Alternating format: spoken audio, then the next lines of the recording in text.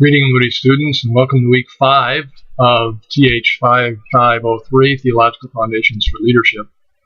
Let me start off with a verbal, visual apology for my faux pas this past week. You only did need to put some strategies, not 5 strategies, in your discussion board.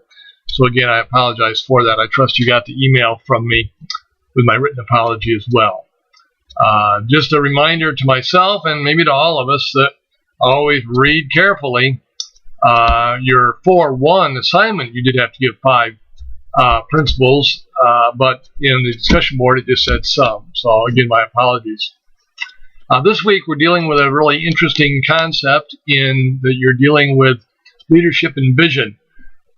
Some time ago I did a paper for a Doctor of Ministry course on this whole matter of vision in Christian service, because far too often a verse out of Proverbs that reads, "Where there is no vision, the people perish, but he that keepeth the law, happy is he," is inaccurately used in Christian circles for the matter of vision. In that verse in Proverbs, vision is a synonym for the Word of God.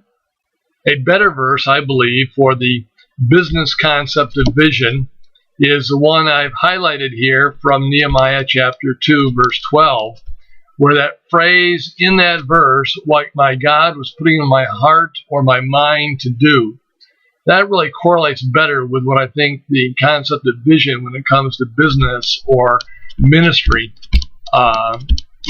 practice is. We want to correlate that, of course, with the Word of God, but the Word of God itself is not the vision as much as how God puts His Word in your heart to be applied. Enough on that.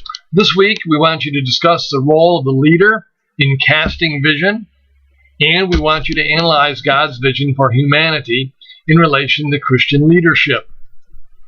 You're going to be reading in both McGrath and Wells. You've got 1 chapter in McGrath on heaven, and 2 chapters in Wells, one on perfectible bodies, the other entitled Unlimited Food.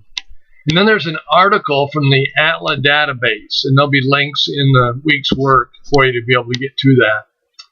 You've got 1 discussion, no surprise there, and you've got a paper, your vision paper. Be sure, again, always to follow the directions, the instructions, and look over any grading rubric that may be available to you before you write that paper. Again, a reminder to us all, based on my error this past week, let's be careful to read our instructions carefully and completely, and then to fulfill them as well as we can. Nothing else new this week. I trust you'll have great work of study. You'll continue to enjoy the course and the bantering back and forth in your discussion boards. God bless as you do your work.